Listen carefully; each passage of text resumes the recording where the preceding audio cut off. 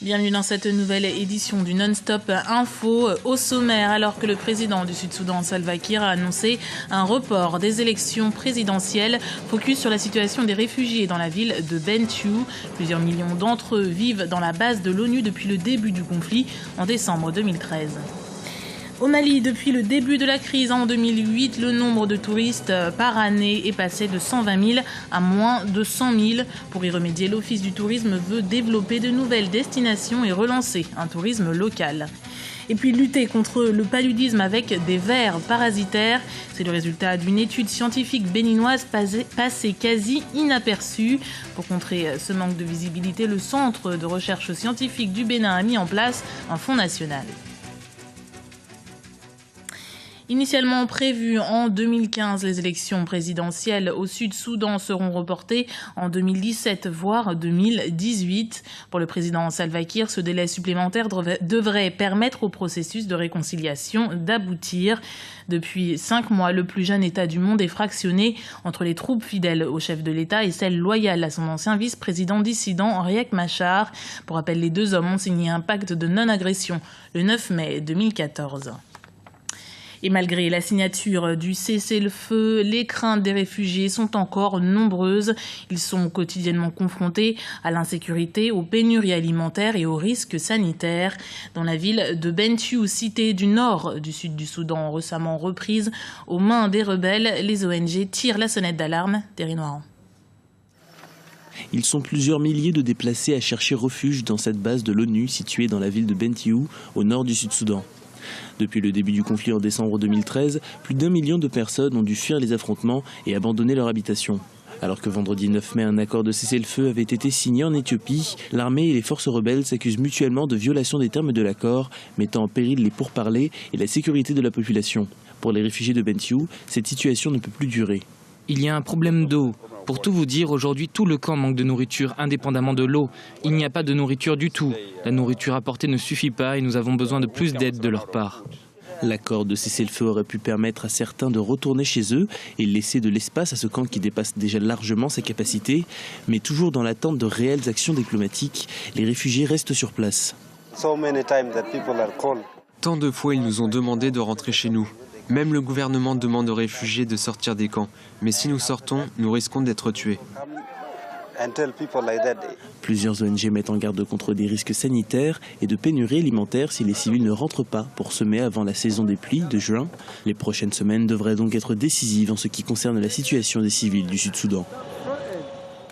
L'incontournable pays d'Ogon, le village ocre de Djenné, la mythique Tombouctou ou encore le tombeau des Askia. Autant de sites touristiques maliens, tous inscrits au patrimoine culturel de l'humanité, mais désertés depuis la crise déclenchée dans le nord du Mali en 2008. Pour renouer avec l'activité, l'Office du tourisme veut promouvoir de nouvelles destinations et retrouver des visiteurs étrangers mais aussi locaux. Reportage de notre correspondant au Mali, Idrissa Sangaré. En 2005, le tourisme au Mali avait généré plus de 80 milliards de francs CFA de recettes. À l'époque, le secteur employait directement et indirectement près de 170 000 personnes. Mais cet âge d'or est aujourd'hui révolu. En cause notamment la crise sociopolitique des 2 dernières années. Le pays dispose pourtant de forts atouts et attraits pour les visiteurs. Compte tenu de ce potentiel au niveau culturel et de ce potentiel au niveau des ressources naturelles, vous avez beaucoup de parcs, des réserves et des aires protégées, comme le delta intérieur de Niger qui renferme les sites Ramsar. Donc pour nous, c'est vraiment un défi, un challenge de pouvoir atteindre, nous rapprocher de ce million de touristes. Mais pour cela, il faut beaucoup de choses parce que le tourisme ne peut pas se développer sans les infrastructures. Promouvoir le tourisme local est aussi l'un des objectifs de l'Office malien du tourisme et de l'hôtellerie. Les acteurs culturels du pays sont également invités à promouvoir les atouts des différentes villes à fort potentiel et à développer les différentes activités possibles pour les touristes. Djenné, qui est une très très belle ville, connue mondialement, mais combien de gens sont allés à Djenné? Parce qu'il n'y a pas d'activité à Djenné. D'accord? Kona vient de montrer l'exemple. Kona qui est derrière Ségou, qui est derrière Mopti. Il y a eu un festival à Kona. Des gens sont allés pour la première fois.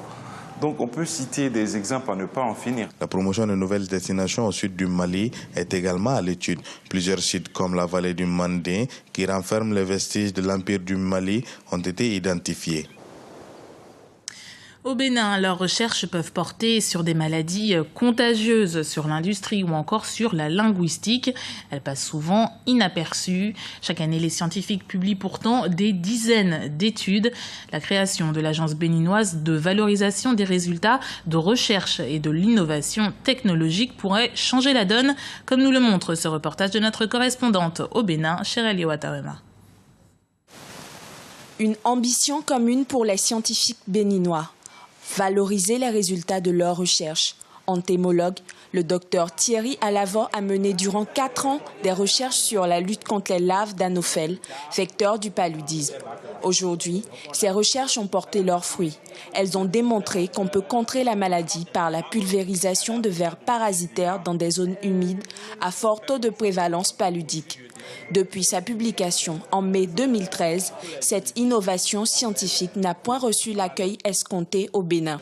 Nous sommes en train de former les jeunes. On en a formé un certain nombre et maintenant nous sommes en train de rechercher les moyens financiers pour pouvoir les déployer dans les 77 communes du Bénin. Selon le ministère de l'Enseignement supérieur et de la Recherche scientifique et technologique, une dizaine de solutions innovantes sont mises au point chaque année par les chercheurs béninois en vue de contribuer au développement de toute une nation. Mais le constat est que ces découvertes passent souvent inaperçues. On parle de transfert de technologie. Lorsque les technologies sont transférées, il faut les adapter au contexte d'utilisation. Comment est-ce que le scientifique peut accompagner réellement l'absorption de ce qui existe. Mais surtout et surtout, comment créer tout au moins de nouveaux outils pour répondre aux problèmes locaux.